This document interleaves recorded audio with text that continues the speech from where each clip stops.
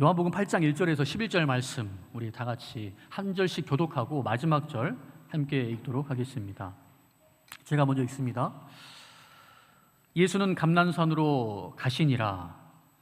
아침에 다시 성전으로 들어오시니 백성이 다 나오는지라 앉으사 그들을 가르치시더니 서기관들과 바리새인들이 음행 중에 잡힌 여자를 끌고 와서 가운데 세우고 예수께 말하되 선생이여 이 여자가 간음하다가 현장에서 잡혔나이다. 모세는 율법에 이러한 여자를 돌로 치라 명하였거니와 선생은 어떻게 말하겠나이까? 그들이 이렇게 말함은 고발할 조건을 얻고자 하여 예수를 시험함이로라. 예수께서 몸을 굽히사 손가락으로 땅에 쓰시니 그들이 묻기를 마지 아니하는지라. 이에 일어나 이르시되 너희 중에 죄 없는 자가 먼저 돌로 치라 하시고 다시 몸을 굽혀 손가락으로 땅에 쓰시니 그들이 이 말씀을 듣고 양심의 가책을 느껴 어른으로 시작하여 젊은이까지 하나씩 하나씩 나가고 오직 예수와 그 가운데 섰는 여자만 남았더라. 예수께서 일어나사 여자 외에 아무도 없는 것을 보시고 이르시되 여자여 너를 고발하던 그들이 어디 있느냐? 너를 정죄한 자가 없느냐? 함께 있습니다. 대답하되 주여 없나이다.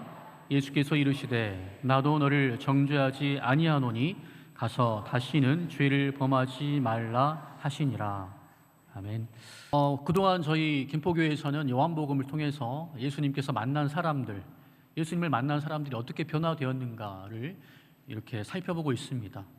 오늘은 또 그 세 번째 시간으로 예수님께서 여시는 새로운 길, 이 음행 중에 잡혀온 여인의 이야기를 통해서 예수님께서 여시는 새로운 길이라는 제목으로 하나님 주신 은혜를 여러분과 나누기 원합니다. 여러분 사진 한 장 보겠습니다. 이 인물이 누군지 여러분 잘 아시죠? 갖고 싶은 분 계시나요? 네. 누구죠 이분이? 예, 맞습니다. 율곡 2, 5,000원권에 새겨진 율곡 2의 어머니 신사임당이죠. 우리가 또 어릴 적에 아마 다 들어봤을 텐데 이 신사임당에 관한 유명한 일화가 있죠.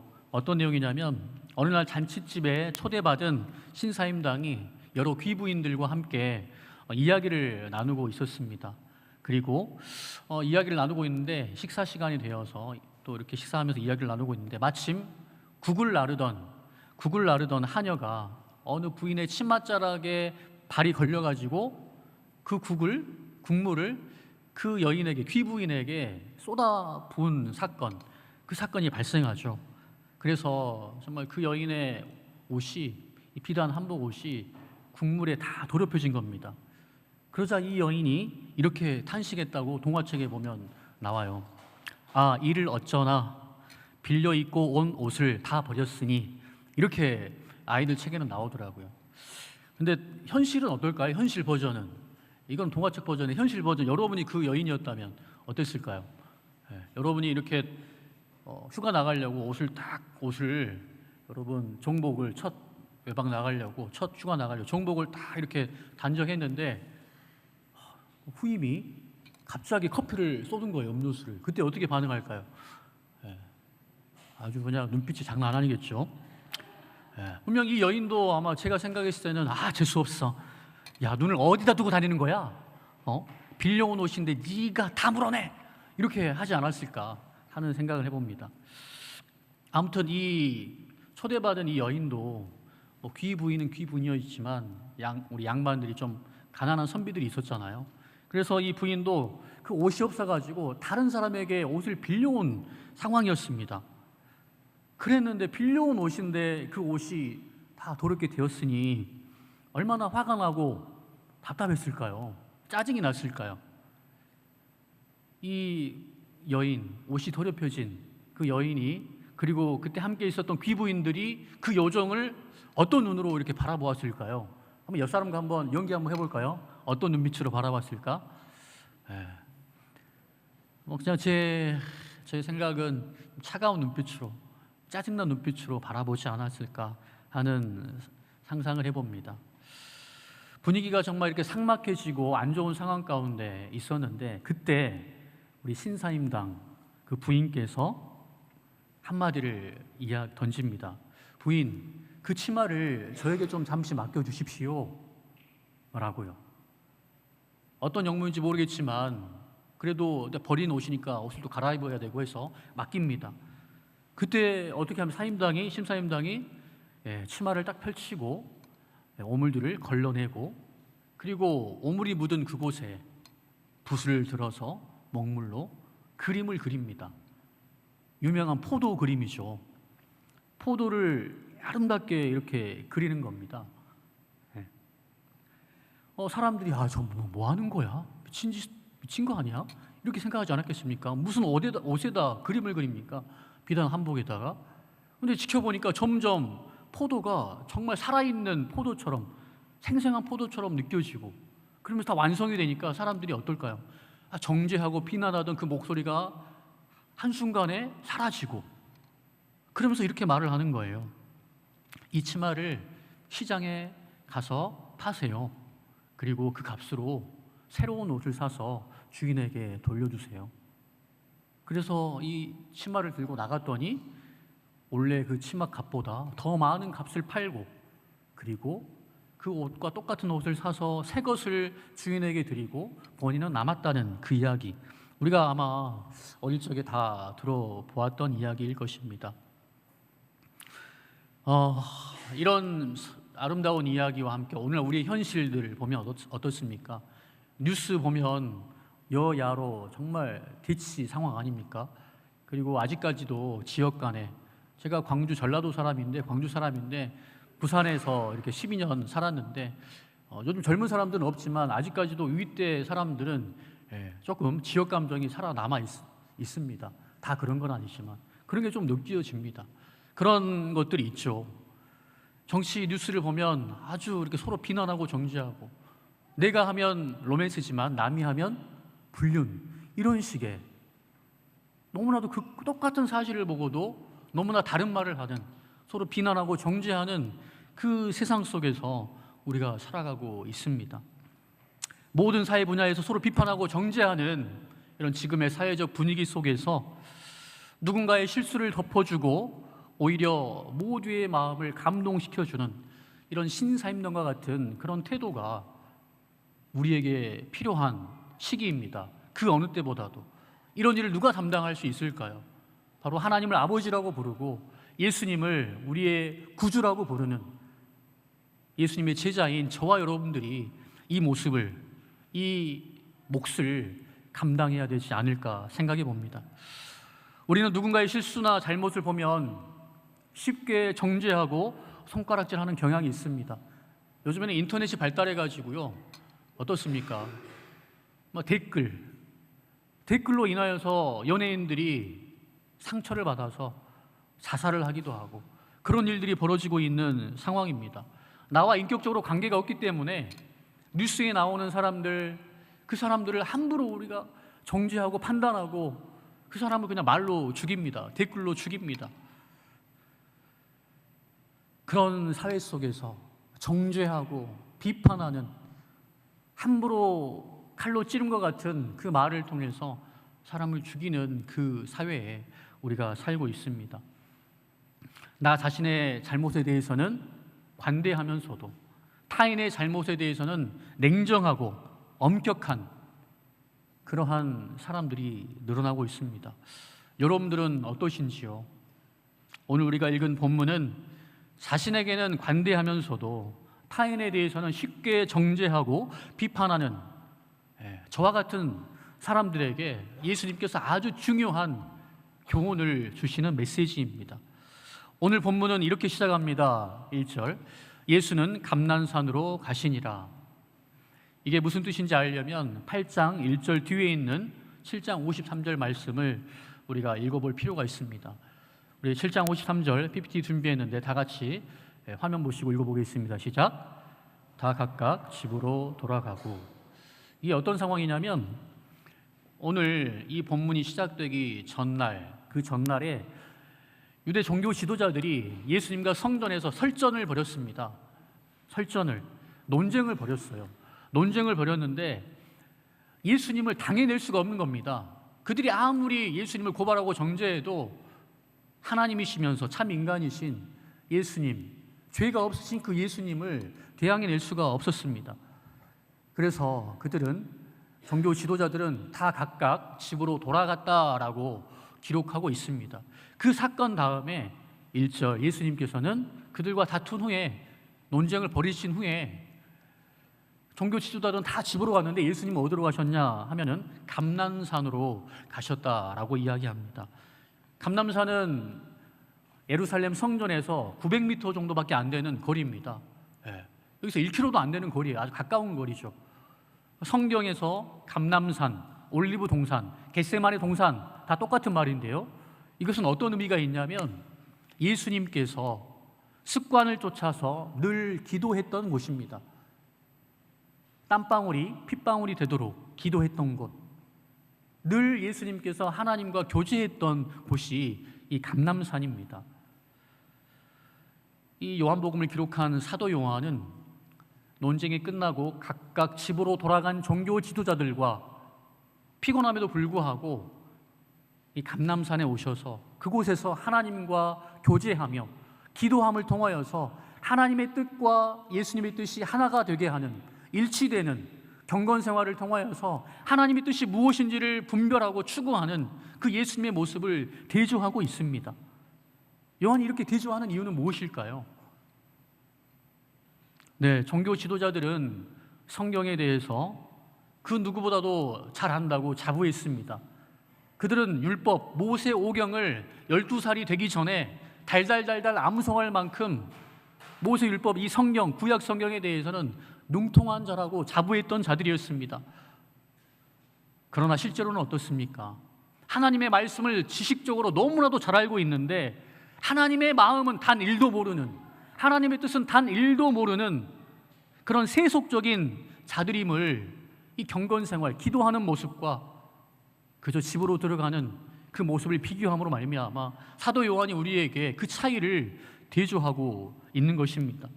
종교 지도자들은 입술로는 하나님 보고 주여 주여 하면서 큰 능력을 행하고 여러 가지 선한 일들을 많이 하는 것처럼 보이지만 마음만은 하나님과 먼 자들이었습니다. 예수님께서 말씀하시지 않습니까? 이사야 시기에도 남유다 백성들 성전에서 여전히 제사를 드리지만 우상을 버타여 섬기고 우상을 섬기는 그들에게 이 백성이 입술로는 나를 공경하지만 마음은 내게서 멀도다 하지 않습니까? 겉모습은 거룩하고 경건해 보이지만 실제로는 회칠한 평토장한 무덤처럼 겉모습은 반들반들하지만 속에는 썩은 것이 가득하고 더러운 것이 가득하고 악독과 시기와 정죄와 저주가 가득한 그 모습을 사도 요한이 이 모습을 대조해서 보여주고 있는 것입니다. 이와 반대로 예수님은 어떻습니까? 하나님이시면서도, 하나님의 아들이시면서도 인간의 몸을 입고 오셔서 우리에게 경건의 모습을 보여주시며 하나님과 기도하기에 게으르지 않았습니다. 그리고 그 기도를 통하여서 하나님의 뜻이 예수님의 뜻이 되었고 하나님의 비전이 우리 예수님의 비전이 되었습니다. 그리고 그 모든 일을 시작한 것입니다. 예수님은 간밤에 감람산에서 기도하시다가 날이 새자마자 다시 성전에 오셔서 백성들에게, 목자 없는 어린 양처럼 헤매고 있는 그 백성들에게 천국 복음을 증거하고 계셨습니다. 그러나 어제 변론 후에, 다툼 후에 집에 가서 어떻게 예수를 죽여버릴까 이렇게 고민했던 그 사람들은 어떠한 마음을 가지고 예수님께 나옵니까? 본문 2절에서 6절 말씀을 제가 다시 한번 읽어보겠습니다. 아침에 다시 성전으로 돌아오시니 백성이 다 나오는지라 앉으사 그들을 가르치시더니 서기관들과 바리새인들이 음행 중에 잡힌 여자를 끌고 와서 가운데 세우고 예수께 말하되 선생이여 이자가 간음하다가 현장에서 잡혔나이다. 모세는 율법에 이러한 여자를 돌로 치라 명하였거니와 선생은 어떻게 말하겠나이까? 그들이 이렇게 말함은 고발할 조건을 얻고자 하여 예수를 시험함이로라. 종교 지도자들은 어제 예수님과 신학적인 그 논쟁을 벌이면서 예수님의 말을 책잡을 수가 없었습니다. 예수님과의 논쟁에서 결코 이길 수가 없었습니다. 그래서 이번에는 철저한 계획을 세워서 예수님께 나와왔습니다. 어떠한 계획이었을까요?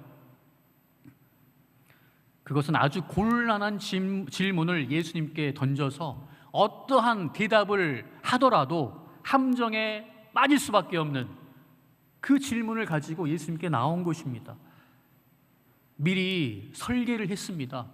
법적으로 다 법조인들도 있고 그 안에 정치 지도자들이기 때문에 미리 다 설계를 해놓은 거예요. 미리 연기 대상자들을 다 이렇게 마련해 두고 끌고 간 겁니다. 미리 결론을 정해놓고 예수님을 궁지에 몰아놓고자 한 것이에요. 근데 여러분, 손바닥을 어떻게 칠 수 있죠? 손바닥이 마주쳐야지 소리가 나지 않습니까? 근데 어찌 음행을 저질렀다면 그 대상자가 있어야 되지 않습니까? 근데 그 대상자는 불러오지 않고, 남자는 불러오지 않고 이 힘없고 연약한 이 여인만 끌고 왔다고 기록하고 있습니다. 예수님 앞으로 끌고 왔다고 개처럼 인권은 무시한 채로, 인격은 무시한 채로 끌고 왔다고 오늘 성경이 이야기하고 있습니다. 그러면서 겉으로는요, 예수님을 높여주는 그런 말로, 예수님을 존경하고 있는 것처럼 하는 말로 이야기합니다. 감언 이 소리죠. 예수 선생님, 이 여자는 간음을 행하다가 현장에서 잡힌 여자입니다. 모세는 이러한 여자를 율법에 따라서 돌로 쳐 죽이라고 했는데 당신은 어떻게 말하시겠습니까? 라고 이야기하는 거예요. 여러분, 이 질문에 어떠한 의도가 담겨 있을까요?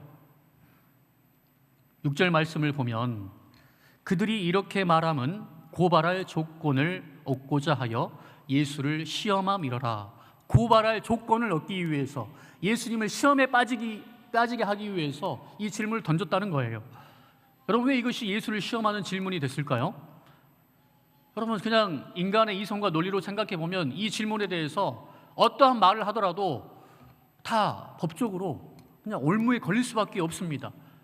만약에 이 여인을 율법에 따라서 돌로 치라라고 예수님이 말씀하신다면 어떤 문제가 발생하고 이 종교 지도자들이 무엇을 가지고 걸고 넘어지겠습니까? 예수님께서 늘상 가르치시는 메시지가 무엇입니까? 내 원수를 사랑하라 라는 메시지였습니다. 근데 돌로 치라고 하면은 거 봐라, 이 예수 겉과 속이 다른 사람이다, 이유를 배반적인 사람이다, 아주 무자비한 인물이다, 이렇게 가르쳐놓고 현실에서는 사람들 앞에서는 돌로 치라고 하는 이 무자비한 인간이다, 겉과 속이 다른 사람이다, 이렇게 고발할 생각을 갖고 있었던 것입니다. 그리고 돌로 치라고 이야기하면 법적으로는 어떻게 되냐? 도덕적으로는 무자비한 인간이고 법적으로는 어떻게 되는가? 그 당시 이 이스라엘은 어떤 상황이었습니까? 우리나라 일제강점기처럼 로마가, 세계 최고의 강대국 로마가 이스라엘을 점령하고 있었습니다. 그리고 분봉왕을 세우고, 그리고 로마에서 보낸 총독이 이스라엘을 통치하고 있었습니다. 그리고 이스라엘 사람들에게는 누군가를, 죄인을 죽일 수 있는 그 권한이 없었습니다. 법적 권한이 없었어요. 오직 누구에게 있었냐면은 총독에게 있었습니다. 총독에게만 있었는데 돌로 치라라고 하면은, 야, 너 월권행이야. 너가 뭔데 나사렛 목수 주제에 감히 총독만이 행할 수 있는 그 권위에 도전해? 이렇게 해서 고발했을 것입니다. 정치범, 살인 교사자로 이렇게 몰아가지고 예수님을 올무에 넘어뜨리려고 한 겁니다. 또 만약에 예수님께서 이 가늠한 여인을 돌로 치지 말고 용서해 주어라 라고 했다면 이 종교 지도자들이 뭐라고 이렇게 이야기했을까요? 불보듯 뻔합니다. 그들은 유대인입니다. 이 하나님의 율법, 이 모세오경, 이것을 정말 하나님처럼 받들어 모시던 자들이었습니다. 만약 예수님께서 용서해 주라라고 한다면 거 봐라, 어찌 하나님의 율법을 무시하는 저자가 메시아일 수 있느냐? 하나님의 법을 어겼다, 신성모독이다, 저 인간 신성모독죄로 돌로 쳐 죽여야 된다. 오히려 그 돌을 예수님께로 향했을 것입니다. 그런데 예수님께서 살기 등등한 그들에게 어떻게 이야기하는가? 이것을 살펴보기 전에 잠깐 이런 생각을 해봤어요. 이렇게 한 여인을 끌고 와가지고 예수님을 시험에 빠뜨리려고 하는 이 종교 지도자들, 그들의 눈빛과 태도는 어떠한 모습이었을까? 그런 상상을 해보는데 15세기, 16세기 독일의 유명한 종교 화가였던 루카스 카라나흐는 다음 그림으로 이렇게 표현을 했더라고요. 여러분 그림 보시면 어떻습니까? 예수님과 현장에서 가늠하다 잡혀온 여인, 그리고 그를 고발하는 사람, 그 인물들 가운데 어떠한 인물이 좀 여러분 눈에 확 들어옵니까? 예수님을 향해서 고개를 쳐들고 아랫입술을 끌어올려가지고 예수님을 향해서 삿대질하고 있는 모습. 오른손에는 무엇이 들려있죠? 돌멩이가 있습니다. 왼손에는 무엇이 있습니까? 자세히 보면 칼이 있습니다. 저렇게 무자비하게 정죄하는 그 모습, 정말 잘 표현했다라는 그런 생각이 듭니다. 마치 정말 자신이 하나님인 양, 재판관인 것처럼 하나님의 자리에 앉아서 이 가련한 여인을 정죄하고 예수님을 함정에 빠뜨리려 죽이려고 하는 그 모습. 저 표정을 보면 어떻습니까? 우리도 저럴 때가 있지 않습니까? 저도 종종 그럴 때가 있습니다. 운전하다가 갑자기 끼어들 때, 몇 번 참았는데 계속 뭔가 잘못을 할 때. 여러분은 어떠신가요? 우리 자녀들 말 안 들을 때 이렇게 되는 경우가 종종 있지 않습니까?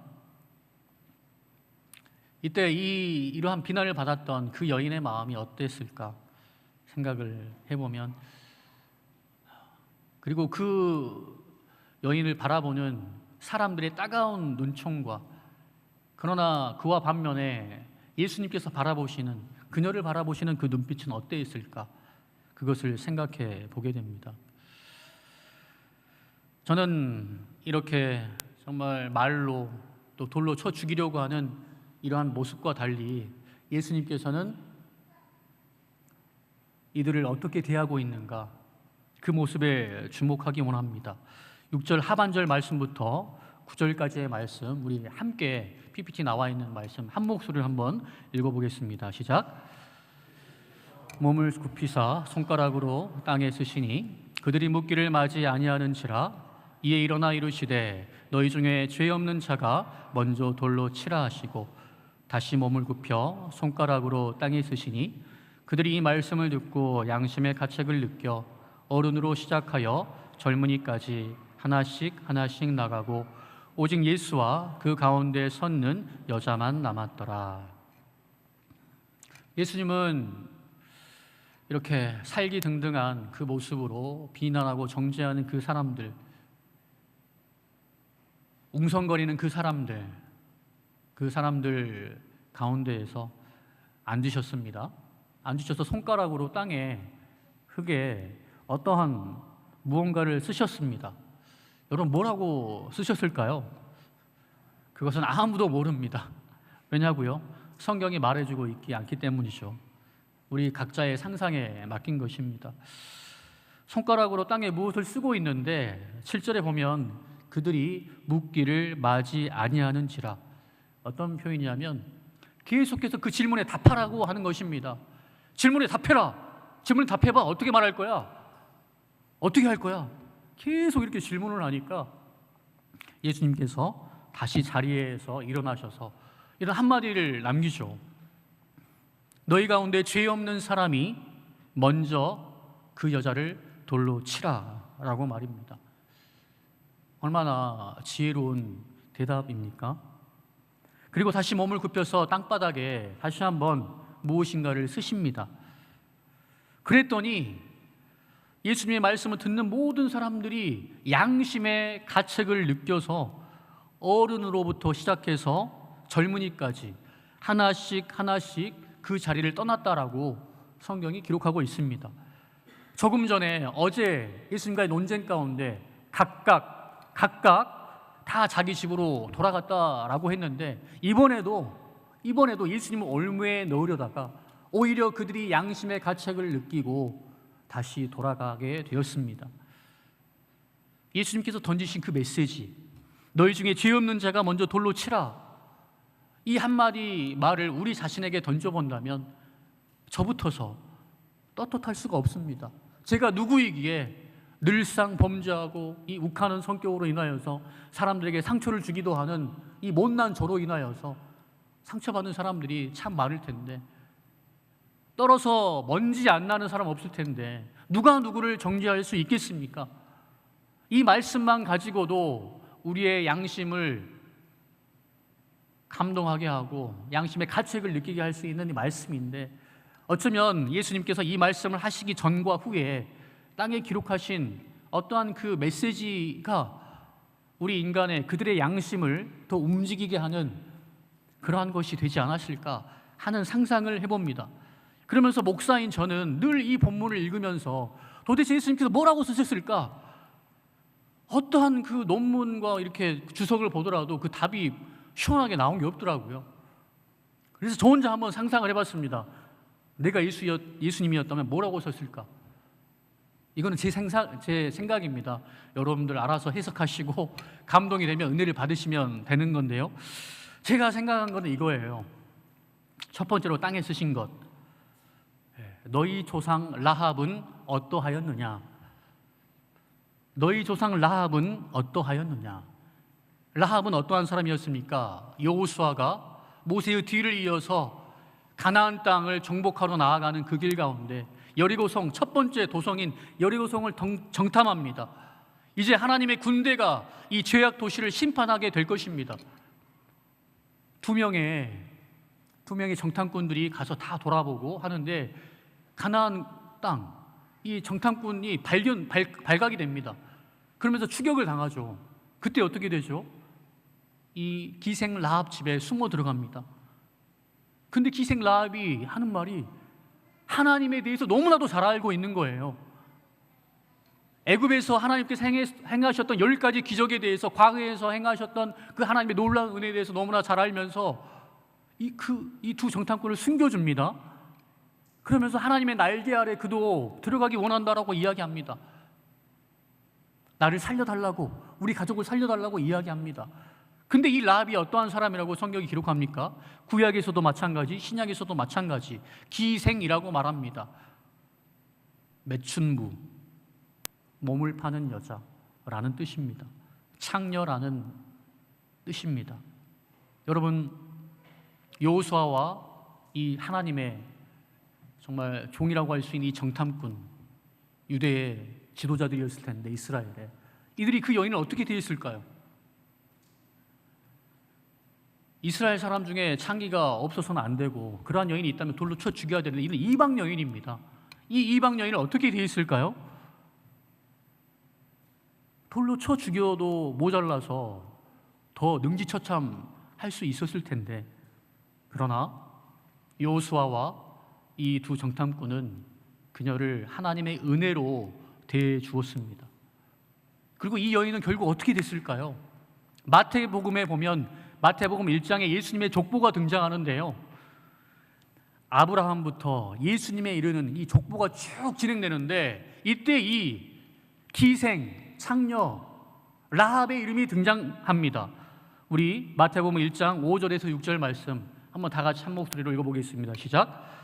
살몬은 라합에게서 보아스를 낳고, 보아스는 룰렉에서 오벳을 낳고, 오벳은 이새를 낳고, 이새는 다윗 왕을 낳으니라. 여기에서 라합이 나오죠. 그리고 살몬이 나옵니다.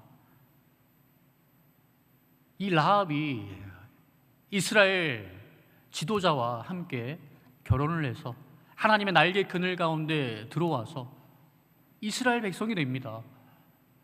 그리고 그가 누구를 낳았다고요? 보아스는 누구를 낳았다고요? 룻에게서, 룻도 이방 여인이죠. 오벳을, 그리고 오벳은 누구를 낳았다고요? 다윗 왕의 아버지인 이새를 낳았다고 말하고 있습니다. 아브라함과 다윗의 후손으로 오신 예수 그리스도의 조상이 된 것이고, 다윗의 증조 할머니가 기생 라합이었다는 것을 성경이 이야기하고 있는 것입니다. 이스라엘 백성들, 이때 이 여인을 잡아 죽이려고 했던, 예수님을 올매에 넣으려고 했던 이 상황 가운데 기생 라합을 모르는 사람은 없었을 것입니다. 그러나 그들은 잊고 싶었을 것입니다. 근데 예수님께서는 제가 생각했을 때 기생 라합은 어떠하였느냐, 이런 질문을 던지셨다면 그들이 어떻게 반응했을까?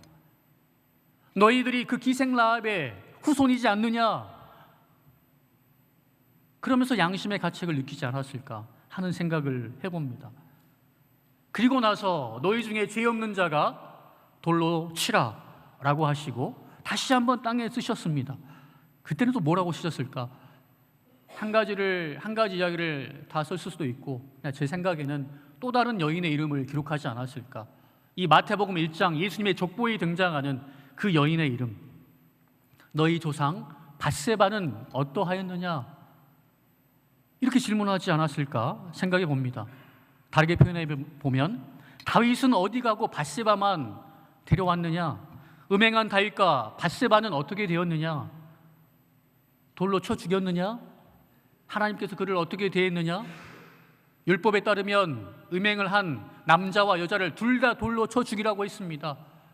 근데 오늘 본문에 남자는 데려오지 않았죠. 여자만 데려왔죠. 그때 어떻게 했느냐? 밧세바를 돌로 쳐 죽였느냐? 다윗을 돌로 쳐 죽였느냐? 나단 선지자를 보내서 회개하게 하시고 침상의 눈물에 젖도록 회개한 그를 용납하고 하나님께서 솔로몬을 그들에게 허락하지 않았느냐? 너희들이 그 솔로몬의 후손이지 않느냐? 그런데 이 여인을 어떻게 하라고? 너희 중에 죄 없는 자가 먼저 돌로 치라 라고 하시지 않았을까? 저는 그렇게 생각을 해보게 됩니다. 그 여인들에 대해서 너무나도 잘 알고 있었던, 족보를 달달달 암기하고 있었던 그들, 그러나 잊고 싶었던 그 두 여인의 이름을 이야기했다면 그들이 양심의 가책을 느끼지 않았을까? 그러면서도 요한복음이 이것을 통해서 무엇을 말하고 있는가? 하나님께서 너희에게 선한 하나님의 마음을 담은 이 율법을 주었는데 너희들은 그 하나님의 율법을 가지고 공포와 폭력밖에 모르는 세상을 만들어가고 있구나. 하나님의 마음을 담은 율법을 가지고서, 이 고급한 율법을 가지고서 사람을 정죄하고 비난하는 일에만 이 고급한 것을 사용하고 있구나. 마치 부엌에서 맛있는 요리를 하라고 칼을 줬는데 그 칼을 가지고 생선을 다듬고 고기, 과일을 자르는데 사용하지 않고 사람을 죽이는데 사용하고 있구나. 성경책을 줬더니 이 성경을 가지고 다른 사람을 비난하고 정죄하는데 그 일만 하고 있구나. 이 성경을 줬더니 이 성경 가지고 다른 사람 머리나 치고 있는 그러한 일을 하고 있구나. 하나님께서 그러라고 성경을 주었느냐, 율법을 주었느냐 라고 이렇게 이야기하고 있는 것 같습니다. 예수님께서 여시는 새로운 길은 무엇입니까? 예수님께서 우리에게 보여주시는 새로운 길, 세상은 비난하고 정죄하는 일에 현안되어 있습니다. 그러나 예수님께서 하시는 말씀, 보여주시는 모습, 오늘 본문 10절과 11절 말씀 다 함께 한 목소리로 읽어보겠습니다. 시작. 예수께서 일어나사 여자 외에 아무도 없는 것을 보시고 이르시되 여자여, 너를 고발하던 그들이 어디 있느냐? 너를 정죄한 자가 없느냐? 대답하되 주여 없나이다. 예수께서 이르시되 나도 너를 정죄하지 아니하노니 가서 다시는 죄를 범하지 말라 하시니라. 이 얼마나 아름다운 은혜로운 장면입니까? 이 여인이 어떻게 되었을까요? 예수님께서 먼저 은혜를 베푸시고 그 다음에 다시는 이러한 죄를 범하지 말라라고 말합니다. 순서를 보십시오. 먼저 은혜가 선포되고 그 다음에 명령이 주어집니다. 그러나 우리는 어떻습니까? 먼저 하지 마라라고 말하고 범하면 정죄합니다. 그러나 십계명도 보십시오. 먼저 10가지를 행해라라고 하지 않고 먼저 은혜가 주어집니다. 나는 너희를 애굽 땅 종되었던 집에서 너희를 인도하여 낸 여호와 하나님이라.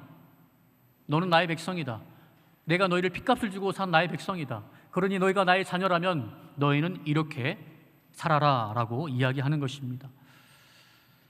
여러분, 율법이 사람을 변화시키지 않습니다. 율법은 우리의 죄를 깨닫게 합니다. 그리고 하나님의 은혜가 필요하다는 것을 피력합니다. 예수님이 우리에게 필요하다는 것을 가르쳐주는 몽학 선생의 역할을 하는 것입니다. 사랑하는 성도 여러분, 예수님께서는 하나님의 공의에 충실하시되 정죄보다는 사랑으로 사람들을 죄에서 돌이키게 하시는 분이십니다. 예수님께서는 하늘 보좌를 버리시고 성육신 하셔서 십자가를 지신 그 목적이 정죄가 아니라 용서다라고 말합니다. 요한복음 3장 17절, 우리가 16절을 잘 알고 있지만 3장 17절 이렇게 말합니다. 하나님이 그 아들을 세상에 보내신 것은 세상을 심판하려 하심이 아니요 그로 말미암아 세상이 구원을 받게 하려 하심이라. 그러나 사탄은, 도적 마귀는 무엇을 합니까? 죽이고 멸망시키려는 것뿐이다. 이 유대 종교 지도자들이 사탄의 편에 서서 사람을 율법을 가지고도 죽이고 멸망시키는 것만 하고 있는 것입니다. 얼마나 수준 낮습니까? 테니스 경기를 하는데 이제 라인이 있는데 금발 봤다고 지적질하는 겁니다.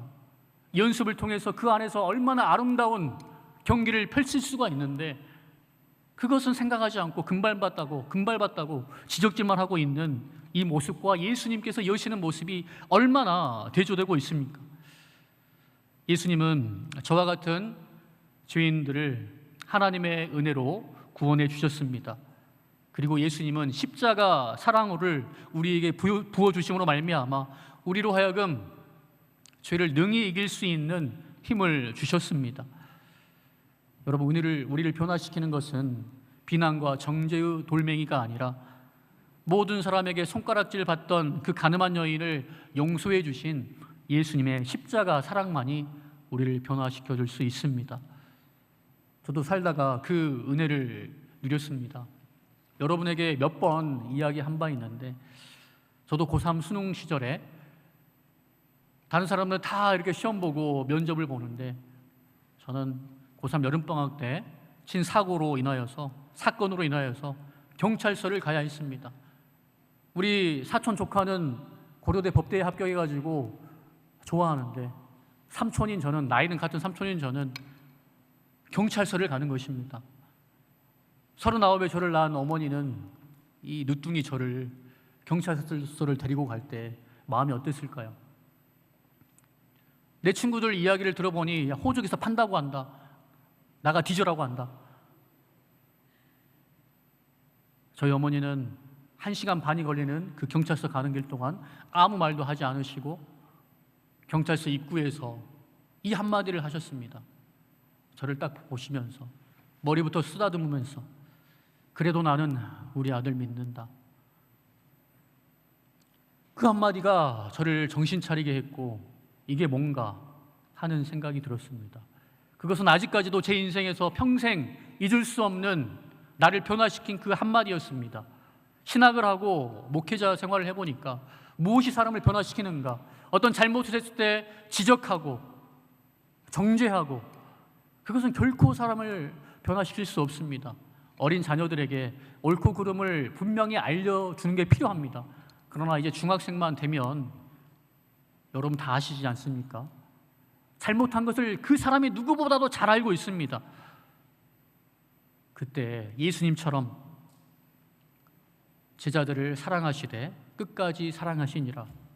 지금은 믿는 도끼에 발등 찍는 그런 존재들인 줄 알았지만 그것이 끝이 아니고 성령이 그들에게 임하면 하나님께서 그를 만져주시면 이 돌멩이 하나만한 이 시몬이 반석이 되는 역사가 우리의 아들이라고 하는 이 사도 요한이 사랑의 사도로 변화될 거라는 그 믿음을 가지고 예수님께서 제자들을 대하셨듯이 우리에게도 그러한 마음이 있으면 좋겠습니다. 이제 말씀을 맺습니다. 예수님은 모든 것을 합력하여 선을 이루시는 분입니다. 신사임당처럼 옷에 묻은 얼룩을 가지고 지적질하고 정죄하는 것이 세상의 문화입니다. 그런데 예수님은 신사임당처럼 그것을 가지고 모든 것을 합력하여 선을 이루시는 분이십니다. 우리의 실수를 통해서도 베드로의 그 3번 부인을 통해서도 자기 깨어짐을 통하여서 다른 사람을 이해할 수 있는 아량이 넓은 바다와 같은 넓은 마음을 갖게 하신 것입니다. 예수님께서 우리에게 이 길을 보여주시고 우리가 이 길을 가야 한다라고 말씀하고 있습니다. 저와 여러분은 비판에 익숙한 사람입니까? 아니면 1만 달란트 탕감받은 자로서 예수님의 십자가를 생각하면서 나도 저럴 때가 있었지, 나도 이등병 때 몰라서 어리버리했지, 근데 내가 개구리 올챙이적 생각 못하고 병장이 되었다고 쉽게 후임들을 정죄했구나, 이런 생각이 들 때가 있지 않습니까? 사랑은 율법의 완성이라고 있습니다. 사랑의 예수님께서 여시는 그 새로운 길로 오늘 주님께서 우리를 초대하고 있습니다. 비난과 정죄가 난무하는 세상 속에서 저와 여러분들이 따뜻한 말로 생명을 살려내는 그 새로운 길로 복된 삶을 살아갈 수 있게 되기를 주님의 이름으로 축원합니다. 우리 다 같이 자리에 일어나서